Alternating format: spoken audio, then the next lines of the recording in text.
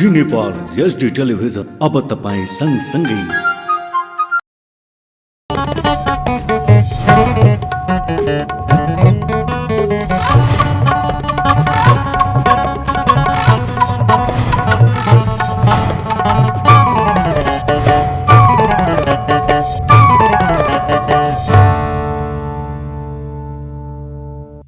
नमस्कार, जी नेपाल न्युजमा यहाँलाई स्वागत छ।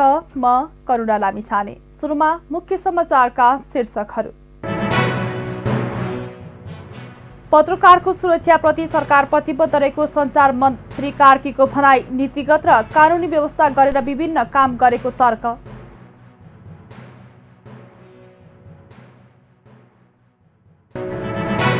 आगामी निर्वाचनमा सत्ता गठबन्धनले एमालेलाई जित्न नसक्ने एमालेका अध्यक्ष ओलीको दावी। वर्तमान सरकारले भने कुनै काम गर्न नसकेको भनाई।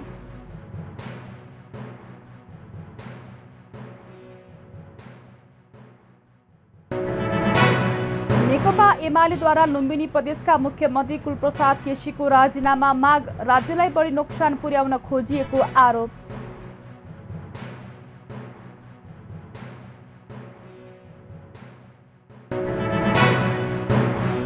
इजरायलमा बन्दुकधारीको आक्रमणमा परि 5 जनाको मृत्यु। प्रधानमन्त्री बेनेटद्वारा आकस्मिक सुरक्षा बैठकको आह्वान।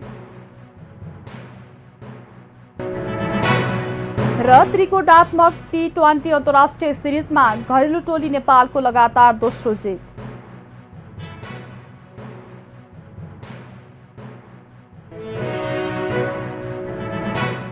अब समाचार विस्तारमा। प्रधानमन्त्री शेरबहादुर देउवाले कोभिड महामारीको प्रभाव अहिले कम देखिए पनि त्यस विरुद्धको लडाईँ जारी रहेको बताउनु भएको छ। गएको 2 वर्षमा कोभिड महामारीका कारण नेपालसहित यस क्षेत्रका अन्य देशले भोग्नु परेको विपदको सम्झना गर्दै प्रधानमन्त्री देउवाले कोभिड महामारी विरुद्धको लडाईँ जारी रहेको बताउनु भएको हो। श्रीलङ्काको राजधानी कोलम्बोमा आयोजित आर्थिक तथा प्राविधिक सहयोगका लागि बंगालको खाडीको प्रयास बिमस्टेकको 5औं सम्मेलनलाई सम्बोधन गर्दै प्रधानमन्त्री देउवाले यस्तो बताउनु भएको हो। भौतिक र भर्चुअल दुवै माध्यममा सञ्चालित सम्मेलनलाई प्रधानमन्त्री देउवाले भर्चुअल माध्यमबाट सम्बोधन गर्नु भएको हो। कोभिड महामारी अन्त्य हुन नसक्नुमा भ्याक्सिन वितरणमा देखिएको असमानता प्रमुख कारण रहेको प्रधानमन्त्री देउवाले बताउनु भएको छ। कोभिड महामारीका कारण बिमस्टेक क्षेत्रको आर्थिक, प्राविधिक, स्वास्थ्य, शिक्षा लगायतका अन्य क्षेत्रमा प्रभाव परेको प्रधानमन्त्री देउवाले बताउनु भएको छ। बिमस्टेक सम्मेलन अत्यन्तै महत्त्वपूर्ण समयमा भएको बताउँदै प्रधानमन्त्री देउवाले यस क्षेत्रले आगामी दिनमा भोग्नुपर्ने समस्या समाधानका लागि सम्मेलन मार्फत प्रभावकारी कदम चाल्नु पर्नेमा जोड दिनु भएको छ। उहाँले जलवायु परिवर्तनका सम्बन्धमा कडा कदम चाल्नु पर्नेमा पनि जोड दिनु भएको छ। सोमबारबाट सुरु भएको 5औं बिमस्टेक सम्मेलनको सुरुवातमा यस क्षेत्रका परराष्ट्र मन्त्रालयका उच्च अधिकारीहरूको बैठक बसेको थियो। दोस्रो दिन परराष्ट्र मन्त्री स्तरीय बैठक बसेको थियो। मन्त्री स्तरीय बैठकमा सहभागी हुन परराष्ट्र मन्त्री डाक्टर नारायण खड्का श्रीलङ्का पुग्नु भएको थियो। सञ्चार तथा सूचना प्रविधि मन्त्री ज्ञानेन्द्र बहादुर कार्कीले प्रेस तथा पत्रकारको सुरक्षाप्रति सरकार प्रतिबद्ध रहेको बताउनु भएको छ। नेपाल पत्रकार महासंघको 67औं स्थापना दिवसका अवसरमा बुधबार काठमाडौँमा आयोजित कार्यक्रममा मन्त्री कार्कीले पत्रकारहरूको हकितका लागि सरकारले विभिन्न नीतिगत र कानुनी व्यवस्था गरेर विभिन्न काम गरेको बताउनुभयो। त्यस्तै उहाँले प्रेस स्वतन्त्रता र अभिव्यक्ति स्वतन्त्रताको सवालमा प्रोत्साहित गर्ने गरी सरकारले काम गरिरहेको धारणा राख्नुभयो। उहाँले लोकतन्त्रलाई बलियो र संस्थागत गर्न सञ्चार जगतले खेलेको भूमिकाको प्रशंसा गर्नुभयो। ज्येष्ठ पत्रकारहरूको जीवनयापनमा सहयोग पुगोस् भन्ने उद्देश्यले रु 5 करोड 32 लाख पत्रकार वृत्ति कोष स्थापना गरेको छ। यसबाट प्राप्त हुने ब्याज आम्दानीबाट 65 वर्ष माथिका पत्रकारहरूलाई वृत्ति कोष मापदण्ड तयार गरी स्वीकृत गर्ने चरणमा रहेको छ। यसै गरी आम सञ्चार माध्यम वा पत्रकारहरू मध्ये 6 जनालाई प्रत्येक वर्ष जनै रु 1 लाख राष्ट्रिय पत्रकारिता पुरस्कार सहित कदरपत्र प्रदान गर्ने व्यवस्था गरेको छ। प्रत्येक वर्ष 2 जना पत्रकारहरूलाई रु 2 लाख र सम्मान पत्र सहितको वरिष्ठ पत्रकार सम्मान गर्नु साथै सञ्चार गृह आयात गर्ने अखबारी कागजमा 1% मात्र भन्सार महसुल लाग्ने व्यवस्था गरेको छ। कार्यक्रममा महासंघका अध्यक्ष विपुल पोखरेलले आम सञ्चार नीतिको कार्यान्वयनका लागि आवश्यक ऐन कानुन बनाउनु पर्नेमा जोड दिनुभयो।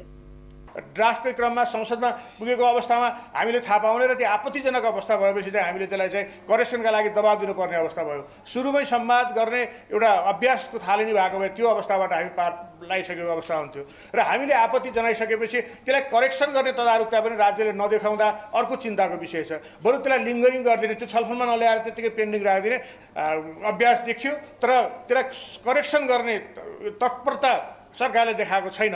म माननीय मन्त्रीज्यू मार्फत यो तत्परता पनि देखाइयोस्, किनभने हामीले आम सञ्चार नीति बनाएका छौँ र त्यो नीति अनुसारको नेपाली पत्रकारिता क्षेत्रलाई बनाउनका लागि, त्यो नीतिलाई कार्यान्वयन गर्नका लागि आवश्यक ऐन कानुनहरू चाहिन्छ र ऐन कानुनको अभावमा हामीले नीतिलाई फलो गर्न सक्दैनौँ। त्यसले गर्दा त्यसको लागि पनि म सरकारको ध्यान आकर्षण गराउन चाहन्छु। त्यस्तै अन्य सहभागीहरूले कोरोना प्रभावित पत्रकारहरूका लागि आवश्यक कार्यक्रम ल्याउन सरकारको ध्यानाकर्षण गराएका थिए। नेकपा एमालेका अध्यक्ष केपी शर्मा ओलीले आगामी निर्वाचनमा सत्ता गठबन्धनले एमालेलाई जित्न नसक्ने दावी गर्नु भएको छ। बुधबार भक्तपुरको सूर्यविनायकमा व्यवसायी दुर्गा प्रसाईले सञ्चालनमा ल्याउनु भएको कृषि तथा तरकारी बजारको उद्घाटन गर्दै ओलीले निर्वाचनमा गठबन्धन गरे पनि एमालेलाई जित्न सत्तारूढ गठबन्धनले नसक्ने बताउनु भएको हो। उहाँले गठबन्धनको कुरा मानेर निर्वाचन आयोगले मनोनयनका लागि समय लामो राखिएको आरोप पनि लगाउनुभयो। मनोनयन 1 हप्ता गराए पनि एमालेलाई कुनै फरक नपर्ने उहाँको भनाइ छ। त्यस्तै अध्यक्ष ओलीले सत्ता गठबन्धनलाई लोभी पापीहरूको गठबन्धनको संज्ञा दिँदै गठबन्धन लामो समय टिक्न नसक्ने तर्क गर्नुभयो। एमाले नेतृत्वको सरकारले विकासका धेरै काम गरेको भन्दै वर्तमान सरकारले भने कुनै काम गर्न नसकेको उहाँले बताउनुभयो। विभिन्न ढङ्गले राजनीतिमा मान्छे अल्मल्याउने, छक्काउने, धोका दिने काम भइरहेको छ। त्यसबाट मुक्त हुन म हाम्रा तमाम युवा साथीहरूलाई, राजनीतिक कार्यकर्ताहरूलाई, नेताहरूलाई आग्रह गर्न चाहन्छु, जुन जुन पार्टीमा रहेका भए पनि अल्मलिएर भ्रममा परेर एमाले भन्दा बाहिर रहेका साथीहरूलाई म आग्रह गर्न चाहन्छु, न अल्मलिनुहोस्, न झुक्किनुहोस्, नेकपा एमालेमा आउनुहोस्। नेकपा एमाले राष्ट्रियताको पक्षमा छ भन्ने कुरा अब हामीले कुनै शब्दबाट भनिरहनु पर्ने आवश्यकता छैन। राष्ट्रलाई फेरिदेखि नाकाबन्दी हुनै नसक्ने गरी एउटा देशबाट घेरिएको देशलाई अब समुद्रसम्म दुईतिरबाट पठाउन सकिने, दुईटै देशबाट त्यो प्रबन्ध, पारवहन यातायात सम्बन्धी सम्झौताहरू अब हाम्रा छिमेकी भारतसँग मात्रै होइन, चीनसँग पनि हामीले गरिसकेका छौँ। चीनतर्फ पनि थुप्रै नाकाहरू खोलिसकेका छौँ। चीनको हाइवेलाई हामी आफ्नो सामान सप्लाई, हाम्रो आफ्नो आपूर्ति व्यवस्था अन्तर्गत पनि प्रयोग गर्न सक्छौँ। कार्यक्रममा विभिन्न दलका कार्यकर्तालाई अध्यक्ष ओलीले एमाले प्रवेश गराउनु भएको थियो। नेपाल पत्रकार महासंघको 67औं स्थापना दिवस विभिन्न कार्यक्रम गरी मनाइएको छ। स्थापना दिवसको अवसरमा बिहान प्रभात फेरी निकालिएको छ। सिनामङ्गलबाट सुरु भएको प्रभात फेरी सञ्चारग्राम पुगेर समापन भएको थियो। स्थापना दिवसका अवसरमा महासंघको केन्द्रीय कार्यालयमा रक्तदान निशुल्क स्वास्थ्य परीक्षण गरिएको थियो। 2012 साल चैत्र 16 गते कृष्णप्रसाद भट्टराई सहितका अग्रजहरूले स्थापना गरेको संगठनले विभिन्न उतार चढाव पार गरेको 66 वर्ष पूरा गरेको छ। पर्यटकीय पूर्वाधारका नाममा स्थानीय र प्रदेश सरकारको भ्यू टावर मोह बढेर गएको छ। पर्यटकलाई आकर्षण गर्न भन्दै डाँडा काँडामा भ्यू टावर निर्माण बढेको छ। पछिल्लो समय सामाजिक सञ्जालमा व्यक्त धारणालाई विश्लेषण गर्ने हो भने पानीको अभाव खेपिरहेका, स्वास्थ्यको समस्या झेलिरहेका र खुला आकाशमुनि रात काटिरहेकाहरूलाई डाँडामा उभिएका कङ्क्रिट टावरहरूले गिज्जाइरहेका छन्। यी यावत विषयमा जनप्रतिनिधि र बजेट कार्यान्वयन गर्ने निकायले ध्यान दिन नसक्दा गलत ठाउँमा कङ्क्रिटका टावरहरू निर्माण भइरहेका छन्, जसका कारण सरकारको ठूलो धनराशि अनुत्पादक क्षेत्रमा फस्न पुगेको छ। यसै सम्बन्धी विक्रम दाहालको एक रिपोर्ट। राज्यले नागरिकको आधारभूत आवश्यकता नै पूरा गर्न सकेको छैन। 3 तहका सरकारहरू शिक्षा, स्वास्थ्य जस्ता विषयमा संवेदनशील नै हुन सकेका छैनन्। तर विकास निर्माणका नाममा ती सरकारले अनावश्यक रूपमा भ्यू टावर बनाउन होडबाजी नै गर्ने गरेका छन्। मुलुक सङ्घीयतामा गएसँगै गाउँ गाउँमा विकासको लहर नै आउने जनविश्वास थियो। स्थानीय स्तरमा जनप्रतिनिधिले विकास निर्माणका काम नगरेका पनि होइनन्, तर जनप्रतिनिधिको विकास योजना भने लज्जाजनक छ। नागरिक नेताको आलोचनामा उत्रिए पनि दलका शीर्ष नेताहरू भने बेतुकका योजना, शिलान्यास र उद्घाटनमा व्यस्त छन्।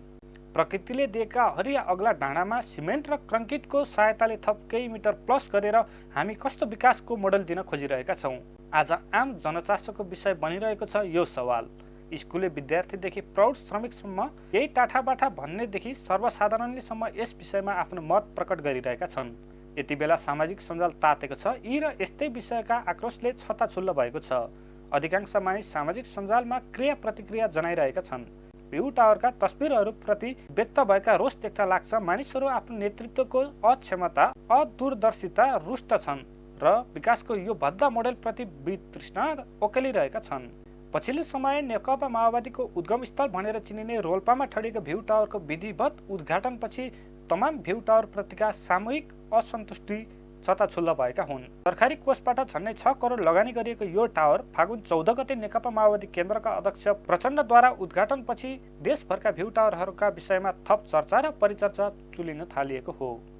फागुन 15 गते मात्र एमाले अध्यक्ष केपी शर्मा ओलीले तिलोत्तममा 2 स्थित शङ्खनगर वन विहार तथा अनुसन्धान केन्द्र वन बाटिकामा 11 तले बहुउद्देश्य टावरको उद्घाटन गरेका थिए। अध्यक्ष ओलीले उद्घाटन गरेको तिलोत्तममा स्थित यो टावरको लागत झन्डै 14 करोड रुपियाँ बराबरको हो।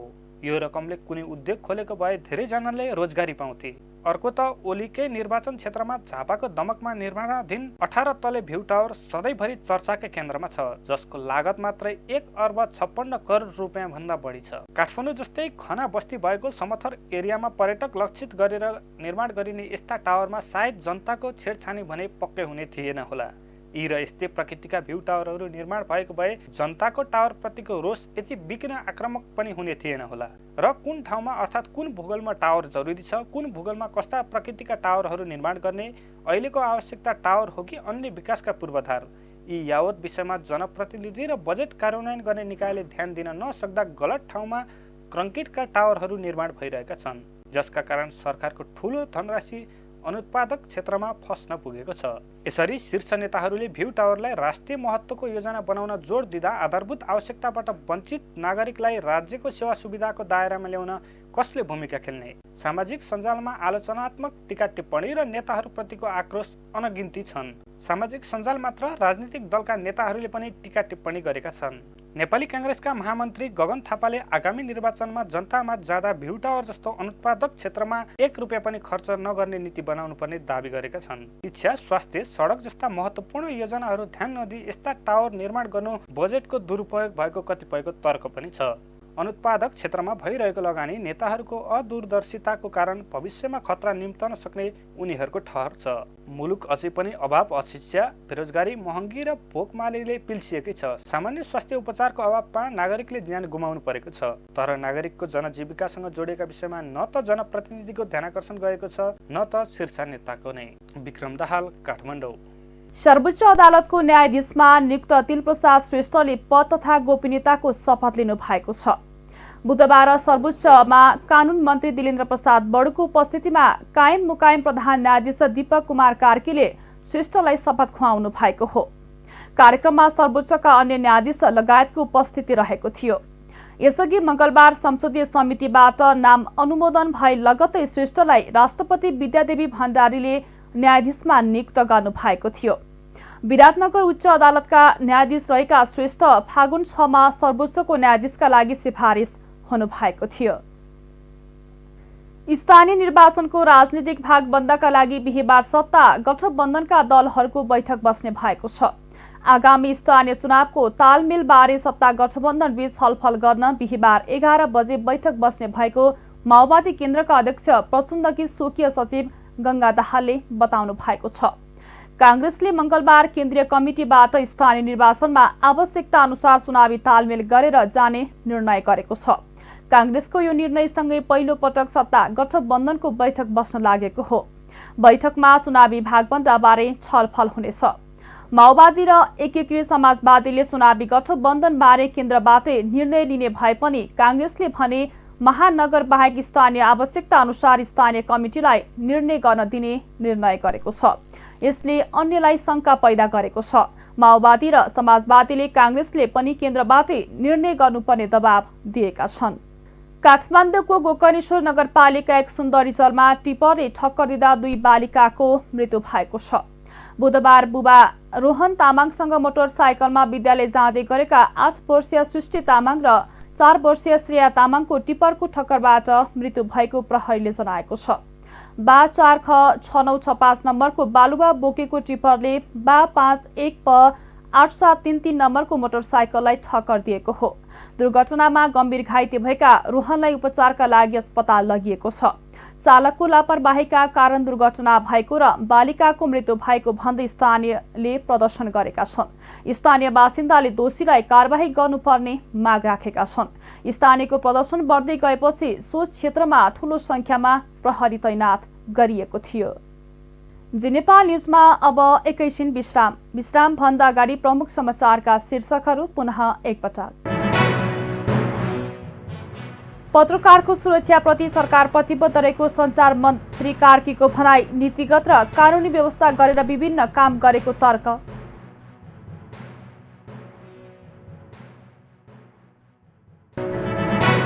आगामी निर्वाचनमा सत्ता गठबन्धनले एमालेलाई जित्न नसक्ने एमालेका अध्यक्ष ओलीको दावी। वर्तमान सरकारले भने कुनै काम गर्न नसकेको भनाई।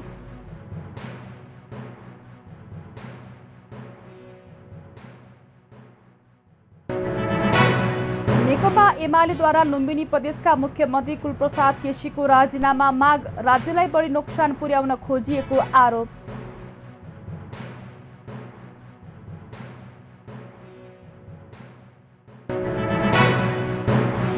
इजरायलमा बन्दुकधारीको आक्रमणमा परि 5 जनाको मृत्यु। प्रधानमन्त्री बेनेटद्वारा आकस्मिक सुरक्षा बैठकको आह्वान।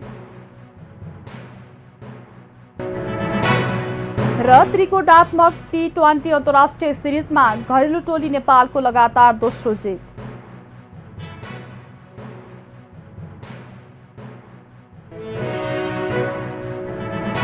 विश्राम पश्चात अब बाँकी समाचार।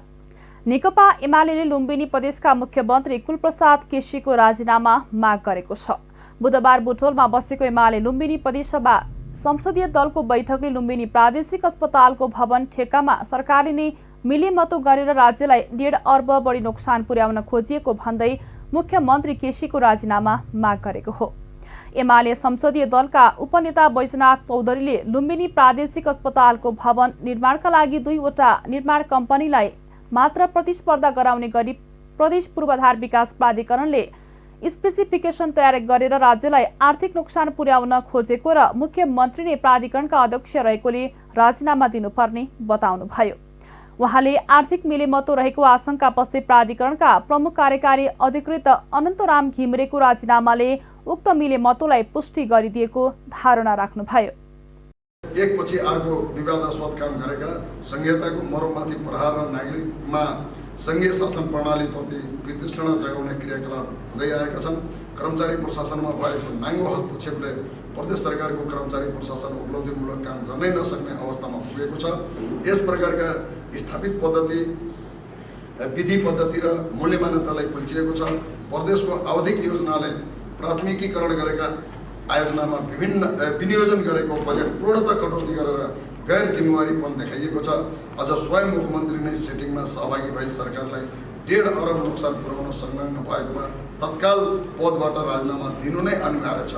अत नेकपा एमाले लुम्बिनी प्रदेश सभा संसदीय दल मुख्यमन्त्री कुलप्रसाद केसी पदमा बसिरहन नैतिक रूपले नमिल्ने ठहर गर्दै तत्काल पदबाट राजीनामा दिन माग गर्दछ। धन्यवाद। हुन त यो फागुन मसान्तभित्रै अब हुनुपर्ने हो, तर अहिले चैतमा आएर उनीहरूले समीक्षा गर्दैछन् र समीक्षा गर्दाखेरि अहिले 26%, त्यो पनि सिँचाइमा 26% र मोटामोटी अब सडकहरूमा पनि त्यस्तै 20-22%, खानेपानीमा पनि त्यस्तै 20-22% को हिसाबले जुन खास अलि ठुलो भोल्युमको जुन मन्त्रालय अथवा डिभिजनहरूले जुन काम गरेका छन् त्यसमा 20 देखि 22% मात्रै चाहिँ अहिले प्रगति भएको देखिन्छ। एमाले कृषि मुख्यमन्त्री भएपछि प्रदेश सरकारले एकपछि अर्को विवादास्पद काम गरेका संघीयताको मर्ममाथि प्रहार र नागरिकमा संघीय शासन प्रणालीप्रति वितृष्णा जगाउने क्रियाकलाप हुँदै आएको आरोप लगाएको छ। प्रदेशको आवधिक योजनाले प्राथमिकीकरण गरेका आयोजनामा विनियोजन गरेको बजेट पूर्णतः कटौती गरेर गैर जिम्मेवारीपन देखाएको एमालेको आरोप रहेको छ।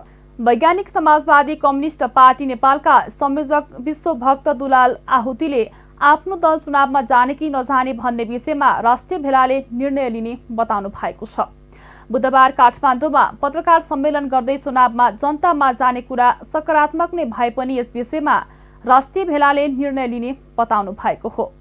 उहाँले पार्टी एकीकरण बारे कुनै पार्टीसँग आधिकारिक छलफल नभएको बताउनुभयो। चुनावमा मात्रै जानेलाई राजनीति नभनिने भन्दै उहाँले चुनाव बाहिर बस्ने पनि राजनीतिको विभिन्न आयाममध्ये पर्ने धारणा राख्नुभयो। पत्र पत्रिकामा आउने वा कुनै नेताहरूलाई लाग्ने कुरा बाहिर भन्ने कुरा एउटा हो, तर औपचारिक रूपमा कुनै पनि पार्टीहरूको बीचमा हामीसँग सम्बन्धित भएर चाहिँ एकीकरणको बहस छलफल भएकै छैन। संयुक्त मोर्चाहरू बनाउनका निम्ति भएका छन्, त्यसका प्रक्रियाहरू पनि चलिरहेका छन्। हामी विभिन्न पार्टीहरूसँग कार्यगत एकतामा पनि थियौँ, विगतमा रणनीतिक संयुक्त मोर्चामा पनि थियौँ, त्यो क्रम त चलिरहेको छ। तर पार्टी एकीकरणको बहस चाहिँ अहिले नेपालको कम्युनिस्ट आन्दोलनमा नै छैन, वास्तवमा क्रान्तिकारी धारामै छैन। यो चाहिँ हल्लाहरूको मात्रै कुरा हो। तेस्रो स्थानीय चुनावको बारेमा तपाईँले के गर्नुहुन्छ भन्ने कुरा हामीले राष्ट्रिय भेला नै भोलिदेखि सुरु हुने भएको हुनाले त्यसबारेमा हामीले अन्तिम निर्णय गरिसकेका छैनौँ। राष्ट्रिय भेलाले नै त्यसबारेमा निर्णय लिनेछ। र तपाईँले जहाँसम्म भन्नुभयो यो जनतासँग जान किन अप्ठ्यारो मानेको भन्ने कुरा छ। राजनीति जनता बिना टिक्दैन, कसरी अप्ठ्यारो मान्नु र चुनाव मात्रै राजनीति हो भन्ने दृष्टिकोण ठिक होइन। पत्रकार सम्मेलनमा केन्द्रीय सदस्य मदन अर्यालले प्रज्ञा भवन कमलादीमा भोलि 17 चैत्रको दिउँसो 12 बजे राष्ट्रिय भेलाको उद्घाटन हुने र चैत्र 17 गते साँझदेखि 19 गतेसम्म भक्तपुरको बोडेमा बन्द सत्रको कार्यक्रम हुने जानकारी दिनुभएको छ। गैरावासी नेपाली सङ्घ एनआरएनएका नवनिर्वाचित प्रतिनिधि मण्डलले हालै सम्पन्न 10औं विश्व सम्मेलनमा उठेका विभिन्न सवालका बारेमा नेकपा एकीकृत समाजवादीलाई जानकारी गराएको छ। बुधबार एनआरएनएको कार्यसमितिलाई बधाई दिन आयोजित कार्यक्रममा एनआरएनएका अध्यक्ष कुल आचार्यको नेतृत्वको प्रतिनिधि मण्डलले सम्मेलनमा उठेका सवालमा सहकार्य र समन्वय गरिदिन आग्रह गरेको छ। उनीहरूले संसदमा विचाराधीन गैरावासीय नेपाली नागरिकता सम्बन्धी विधेयक पारित गर्न आग्रह गर्नका साथै 100 कोठाको अत्याधुनिक सुविधा सम्पन्न वृद्धाश्रम निर्माणका लागि नेपाल सरकारसँग जग्गा उपलब्ध गराउन गैर आवासीय नेपालीले नेपालमा गर्न लागेको रु 10 अर्बको सामूहिक लगानी कोषको कानुनी बाधा अडचन फुकाउनका लागि सहजीकरण गरिदिन आग्रह गरेका छन्। त्यस्तै वैदेशिक रोजगार सामाजिक सुरक्षा कार्यक्रम ल्याउन पहल गर्न र वैदेशिक रोजगारबाट प्राप्त विप्रेषण सतहीमा प्रति अमेरिकन $2 सङ्घको वैदेशिक रोजगार कल्याणकारी कोषमा जम्मा हुने गरी पहल गर्न सहजीकरणका लागि अनुरोध गरिएको छ।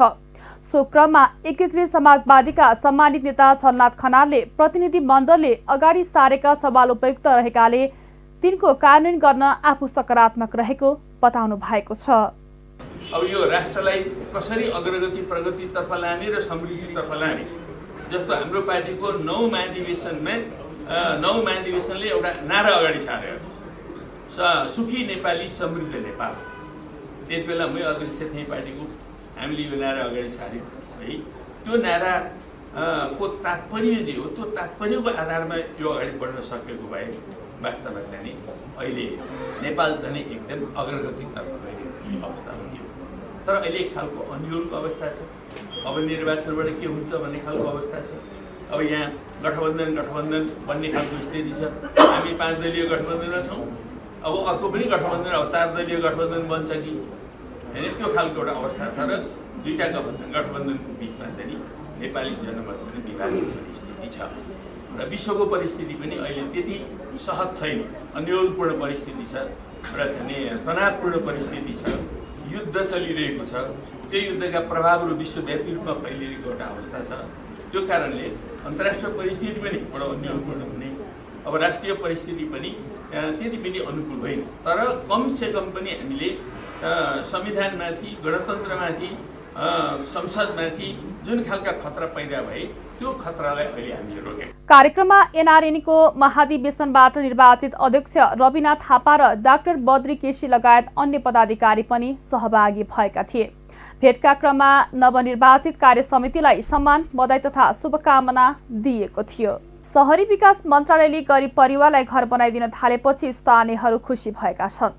आर्थिक अवस्था कमजोर भएका परिवारहरूको छनौट गरेर स्थानीय तहको समन्वयमा शहरी विकास मन्त्रालयले घर बनाइदिएको हो। बर्दियाको बडैयाताल गाउँपालिका वडा नम्बर 8 नयाँ बस्तीका स्थानीयहरू साँगुरो होचो फुसको छानो भएको घरबाट अहिले चिटिक्क परेको टिनको छानो भएको घरमा बस्न पाएका छन्। खरले छाएको घरमा अहिले टिन लगाएपछि निकै खुसी लागेको स्थानीय देवी चौधरी र बलकुमारी चौधरी बताउनुहुन्छ।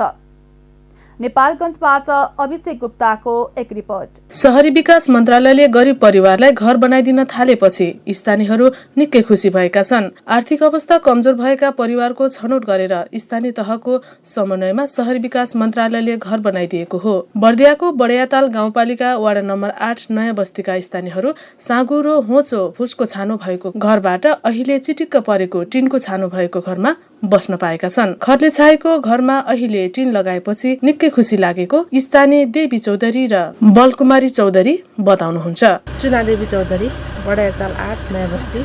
गाविसबाट 50,000 दिनुभएको थियो अनि हामीले 20,000 थप्यौँ। मेरो नाम बालकुमारी थारू, बडैयाताल गाउँपालिका 8 घर नयाँ बस्ती। पहिला खरको छाना थियो र खरको छानामा बसिरहेको थियौँ हामीले। खरको छानाले के गराएको थियो हामीलाई, बर्खामा पानी चुहिने अनि ठन्डी महिना बस्न चाहिँ राम्रो तातो हुने। अब यो टिनको छाना लगाएपछि अहिले अलि गर्मी बस्न चाहिँ गाह्रो हुने रहेछ। तर बर्खामा पानी नचुहिने हामीलाई सजिलो भयो। खर काट्न परेन। वर्षसाल खर काटिन्थ्यो र के अरे घर छाउने मान्छे खेताला हाल्न पर्थ्यो, त्यही थियो हामीलाई दुःख। अब खरको के अरे टिनको छाना हालेपछि सुख भयो भनौँ। आगजनीबाट धेरै जोग्यो। आग लागिबाट डर थियो। जङ्गलको छेउमा घर, जङ्गलमा आगो लाग्दा मजुरी गएको बेलामा, काममा गएको बेलामा जङ्गलमा आगो लागिरहेछ भनेर खबर जान्थ्यो। अनि अर्काको काम गर्न गएको बेलामा काम छोडेर पनि आउन पर्थ्यो आफ्नो घर जोगाउनलाई। आगजनीबाट जोग्यो, राम्रो भयो। टिनको छाना आयो त राम्रो भयो। अझै पनि पक्की घर बनाइदिन पाएको भए अझै राम्रो हुन्थ्यो हामीलाई भन्ने। शहरी विकास मन्त्रालयले 50,000 आर्थिक सहयोग गरेपछि आफूहरूले घरको छानो टिनले छाउन सकेको स्थानीय बुद्धिराम थारू बताउनुहुन्छ। बर्खामा घरभित्र पानी चुहिने समस्या हट्ने नयाँ बस्तीका स्थानीयहरू बताउँछन्। मेरो नाम बुद्धिराम थारू, बडैयाताल 8 नयाँ बस्ती। फुसको थियो खरले छाएको त लगभग 45,000 पुग्यो। के गर्ने अब यता समूहबाट निकालेर उ गरे। अब प्रमुखजीलाई यस्तो अब जहाँ अब माथिबाट त्यति नै दिएपछि अब प्रमुखज्यूले कहाँबाट दिनुहुन्छ त? अनिता चौधरी, खरको छानो थियो अनि माटोको देवाल त अझै पनि छ। वडाबाट टिन दिनुभयो र टिन छायौँ। अपुग त अहिले ठिकै भयो। यति टिन लगायौँ र अनि पाइप पनि लगायौँ। राम्रैसँग भयो। पहिलाको भन्दा राम्रो छ। अब खरको छानोले हामीलाई धेरै अप्ठ्यारो पनि थियो। अब भनौँ आग लागिबाट पनि सजिलो भयो, बस्न सकिने भयो। बर्खाको बेलामा अब खरको छानोबाट अनि पानी पनि चुहुन्थ्यो। अब यताउति सरसामानको पनि भिज्ने डर हुन्थ्यो। त्यसको लागि सजिलो भएछ। अहिले राम्रो लाग्यो सर। शहरी विकास मन्त्रालयले 1 लाखसम्मको बजेटको कार्यक्रम ल्याइदिए स्थानीय नागरिकहरूलाई अझै सहज हुने वडा अध्यक्ष सुन्दरमान श्रेष्ठले बताउनुभयो। मेरो सुन्दरमान श्रेष्ठ, बडैयाताल गाउँपालिका वडा नम्बर 8 को वडा अध्यक्ष। शहरी विकासले जुन यो टिनको छाना, खरको छाना विस्तारित गरी टिनको छाना हराउने कार्यक्रम ल्याएको छ, यो सराहनीय, धेरै नै सराहनीय छ। एकदम निम्न वर्गका जसले आफ्नो घरमा सामान्य टाइल, सिमेन्टको टाइल, माटोको टाइल लगाउन सक्ने किसान दाजुभाइहरूलाई, दिदीबहिनीहरूलाई यसले धेरै राम्रो योजना ल्याएको छ। तर यसमा योजना भन्दा नि हाम्रो 50,000 रुपियाँले धेरै चाहिँ किसानहरू जो बिहानदेखि बेलुका खाने खर्च छैन उहाँले थप्नको लागि पैसाको चाहिँ आवश्यकता धेरै कुरो उठिरहेको छ। 50,000ले घर पुरै चाहिँ कम्प्लिट भएको कहीँ पनि मैले पाएको छैन होइन। लगभग एउटा घरलाई 75-80,000 90,000सम्म लागेको चाहिँ यहाँ बिलहरू लिएर आउनुहुन्छ। त्यसमा चाहिँ अलिकति चाहिँ थप गरेर कम्तीमा नि एउटा घरको लागि 1 लाखसम्मको कार्यक्रम भयो भने टिनको लागि त्यसले चाहिँ पुग्छ होला भन्ने मलाई लाग्छ। वडामा त अझ खरको छाना धेरै छ हामीसित। हामीले सुरुको वर्षमा मेरो वडालाई 10 वटा घर बनाएको थियो, दोस्रो वर्षमा 12 वटा घर बनाएको, अहिले हामीले 30 वटा घर बनाएका छौँ। 30 वटा घरमा चाहिँ लगभग हाम्रो 52 वटा घर 50 वटा घर 50 वटा घर बनेको छ। अझै हाम्रो यो मुक्तकमैया अनि सुकुम्बासी बस्ती भएको वडा भएको हुनाले हामीसित धेरै घरहरू छ। धेरै फार्म 10 वटा फार्म लाग्यो भने 100-150 वटा फार्म हुन्छ। 30 वटा फार्म लाग्दाखेरि 200 फार्म हुन्छ। हामीलाई यो छनौट प्रक्रियामा पनि अलिकति समस्या छ। कम्तीमा नै 1 वर्षमा एउटा वार्डमा 100 घर 100-150 घर आयो भने यो 4-5 वर्षमा सबै खरको छानाहरू विस्थापित हुन्छ भन्ने मलाई लाग्छ। 10 वटा 15 वटा 20 वटा 30 वटा घरले हाम्रो परिपूर्ति सबैको चाहिँ इच्छा पुरा गर्न गाह्रो हुन्छ। फलानालाई परेको मलाई परेन, हामीले छनौट गर्दाखेरि पनि गाह्रो हुने, सहरी विकासलाई पनि छनौट गर्दाखेरि गाह्रो हुने। अब सबैको अवस्था उस्तै छ होइन। उस्तै अवस्था भएको ठाउँमा पनि हामीले खरको छाना विस्थापितमा छोड्नु परिरहेको छ। सबैलाई समेट्नुको लागि केही नभए यो प्रत्येक वर्ष 100-150 वटा घर आयो भने हामीले 3-4 वर्षमा खरको छाना मुक्त गराउन सक्छौँ भन्ने मलाई लाग्छ। र यो खरको छाना मुक्त जुन कार्यक्रम प्रदेशबाट चलेको छ, प्रदेश सरकारले चलाएको मुख्यमन्त्री खरको छाना विस्तारित कार्यक्रम, यसले चाहिँ किसानलाई चाहिँ तल्लो एकदम चाहिँ केही पनि गर्न नसक्ने किसानहरूको लागि जनताहरूको लागि ठुलो राहत महसुस भएको छ। कमसेकम 50,000 75,000 1 लाख जुन पैसा आउँछ उहाँहरूले समूहबाट काहीँ ज्याला मजदुरी गरेर भयो भने घर चाहिँ राम्रै बनाएको छ। हेर्नुभयो त हामीले अनुभवमा पनि हेऱ्यौँ। सबैको घर हेर्न लायक छ, राम्रो बनाउनु भएको छ। उहाँहरूले चाहिँ केही ऋण गरेर भए पनि केही परिश्रम गरेर भए पनि बनाउनु भएको छ। ती किसानहरूलाई ती सम्पूर्ण दाजुभाइ दिदीबहिनीहरूलाई म धन्यवाद पनि दिन चाहन्छु। हामीले 3 मात्र दिएका धेरैजसो घर 50-60 हजार बिहा काहीँ समूहबाट काहीँ जो गरेर भने भनेर सामान्य इँटा लगाएर राम्रै घर बनाउनु भएको छ। भोलि हामीले चाहिँ भोलिका कार्यक्रमहरूमा त्यसलाई मध्यनजर गरेर टिन केही नभए नि 30 फिट 35 फिटको घरलाई टिन र पाइप त्यसमा लाग्ने मेटेरियलहरू पुग्ने गरेर दिउँ भने पनि धेरै सजिलो हुन्थ्यो। उहाँहरूलाई चाहिँ ऋणबाट चाहिँ जोगिनुहुन्थ्यो भन्ने मलाई लाग्छ। शहरी विकास मन्त्रालय अन्तर्गत संघीय आयोजना इकाइले बाँके र बर्दियामा करिब 7,000 भन्दा धेरै आवासहरू गरीब वृद्ध तथा आर्थिक अवस्था निकै कमजोर भएका परिवारका लागि स्वीकृति गरेको छ। सुरक्षित नागरिक आवासको मुख्य उद्देश्य भनेको स्थानीयहरूको खरको छानोलाई हटाउनु हो। अहिले स्थानीयहरूको घरमा टिनको छाना लगाउने काम भइरहेको शहरी विकास मन्त्रालय अन्तर्गत संघीय आयोजना इकाइका प्रमुख विदुर खड्का बताउनुहुन्छ।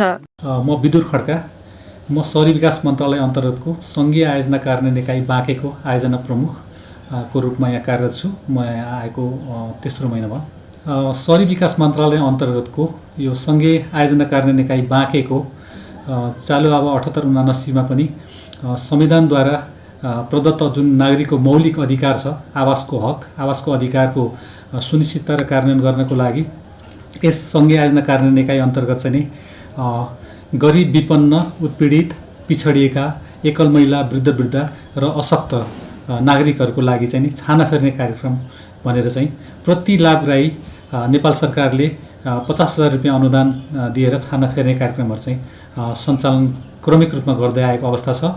र यस आयोजना कार्यान्वयन इकाइ अन्तर्गत चाहिँ कुल स्वीकृत आवास सङ्ख्या बाँके र बर्दिया जिल्लामा गरेर जम्मी 7,000 को आरारीमा कुल आवास सङ्ख्या चाहिँ स्वीकृत आवास सङ्ख्या आएकोमा करिब हामीले अहिले चाहिँ नि 6,000 को हाराहारीमा चाहिँ लाभ्रेरीहरूसँग 6000 हाराहारीमा लाभ्रेरीसँग सम्झौता गरेर करिब हामीले 5400 लाभ्रेरीले चाहिँ हामीले प्रथम किस्ता वितरण गरिसकेको अवस्था छ भने दोस्रो किस्ता वितरण गरेर काम सम्पन्न गरिसकेको आवास सङ्ख्या चाहिँ करिब 2400 को हाराहारीमा हाल पुग्न आएको अवस्था छ।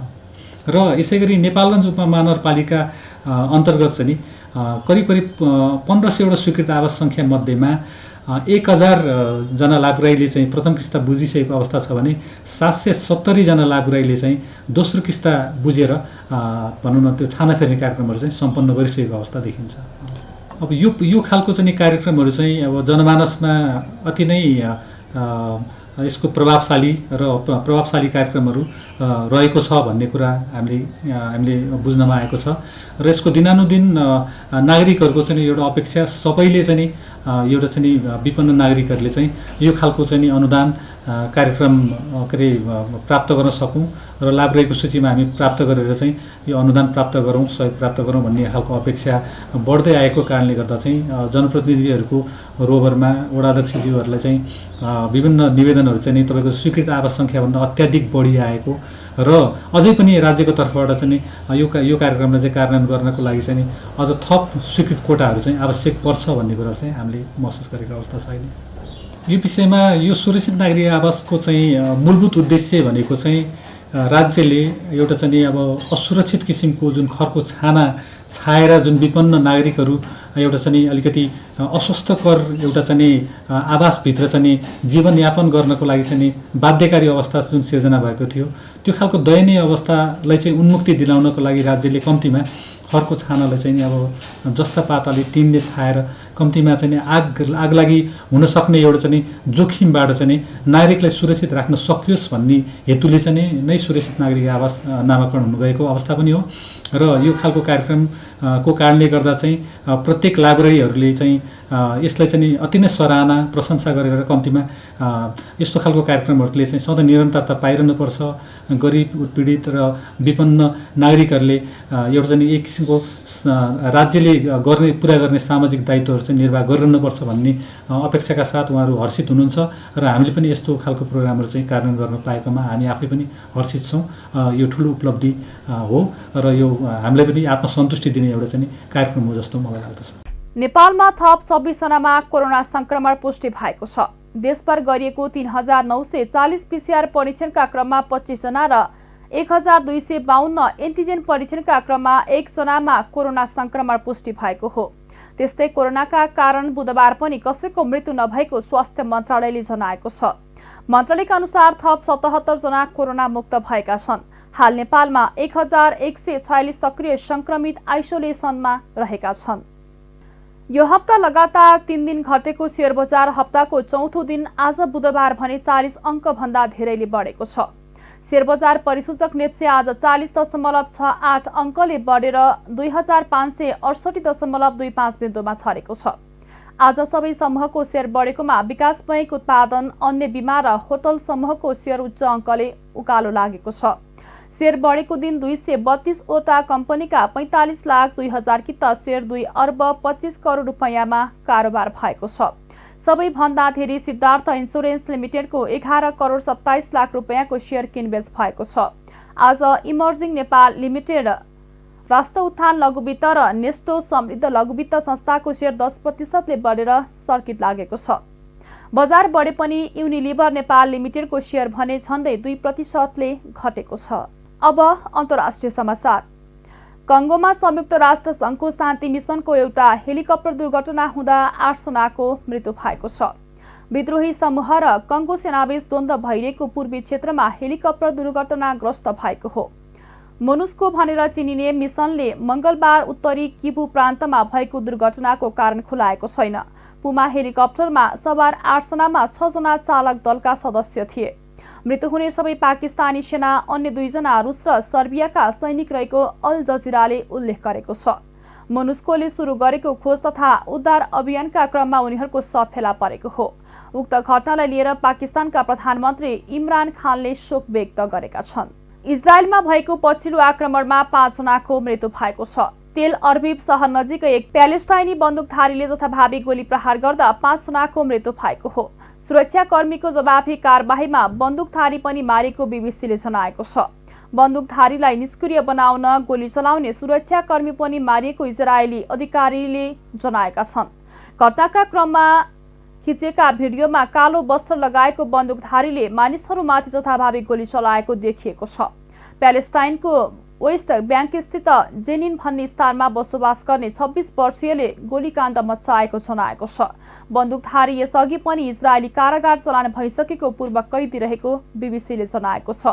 पछिल्लो एक सातामा इजरायलमा भएको यो तेस्रो आक्रमण हो।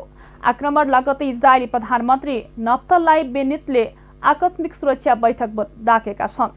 इजरायलले प्राणघातक अरब आतंकवादको सामना गरिरहेको बेनेटले बताएका छन्। अब खेल समाचार। त्रिकोणात्मक T20 अन्तर्राष्ट्रिय सिरिजमा घरेलु टोली नेपालले लगातार दोस्रो जित निकालेको छ। त्रिवी क्रिकेट मैदानमा बुधबार मलेसियालाई 6 विकेटले हराउँदै नेपालले लगातार दोस्रो जित निकालेको हो। मलेसियाले दिएको 115 रनको लक्ष्य नेपाललाई 13 ओभर 4 बलमा 4 विकेट गुमाएर पूरा गर्यो। नेपालको जितमा आसिफ शेखले 57 रनको अर्धशतकीय इनिङ खेले। उनले 38 बलमा 7 चौका र 1 छक्का प्रहार गरे। 25 रन बनाउँदा 2 विकेट गुमाएको नेपाललाई आसिफ र दिपेन्द्र सिंह एरीको 70 रनको साझेदारी गर्दै नेपाललाई जितको बाटो देखाएका थिए। दिपेन्द्रले 21 रनको बनाउँदा रोहित पौडेलले 12 रन बनाए। डेब्यू खेलाडी दिलीप नाथले अभिजित 15 रनको योगदान गरे। कुशल मल्लले 2 रन बनाउँदा अभिजित रहे। मलेसियाका पवनदीप सिंहले 2, मोहम्मद अमीर र सैद अजिजले समान 1-1 विकेट लिएका छन्। त्यसअघि टस जितेर पहिले ब्याटिङ गरेको मलेसियाले निर्धारित 20 ओभरमा 8 विकेट गुमाएर 114 रन बनाएको थियो। नेपालका सन्दीप लामिछानेले 4 ओभर बोलिङ गर्दै 27 रन खर्चेर 2 विकेट लिएका छन्। कुशल मल्लले 1 ओभरमा 3 रन खर्चेर 1 विकेट लिँदा दिपेन्द्र सिंह एरीले 4 ओभरमा 1 मेडेन राख्दै 14 रन दिएर 1 विकेट लिएका छन्। करणले 3 ओभरमा 16 रन खर्चेर 2 विकेट लिएका छन्। अविनाश बोहराले 4 ओभरमा 26 रन खर्चेर 1 विकेट लिए। खेल समाचारसँगै हामी जी नेपाल न्युजको अन्त्यमा आइसकेका छौँ। जाँदा जाँदै मुख्य खबरका शीर्षकहरू पुनः एकपटक। पत्रकारको सुरक्षाप्रति सरकार प्रतिबद्ध रहेको सञ्चार मन्त्री कार्कीको भनाई। नीतिगत र कानुनी व्यवस्था गरेर विभिन्न काम गरेको तर्क।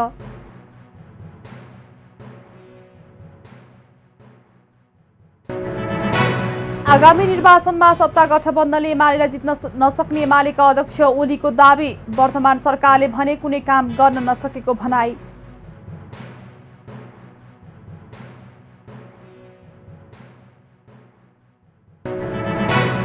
नेकपा एमालेद्वारा लुम्बिनी प्रदेशका मुख्यमन्त्री कुलप्रसाद केसीको राजीनामा माग। राज्यलाई बढी नोक्सान पुर्याउन खोजिएको आरोप।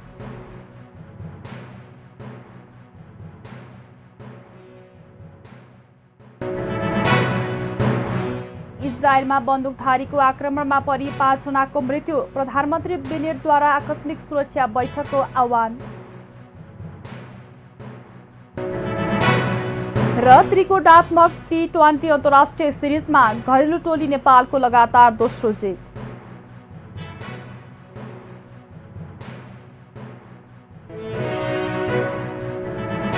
हौस् त अहिलेको लागि जी नेपाल HD न्युज यति नै। ताजा समाचार र मनोरञ्जनका लागि जी नेपाल HD टेलिभिजन हेर्दै रहनुहोला। नमस्कार।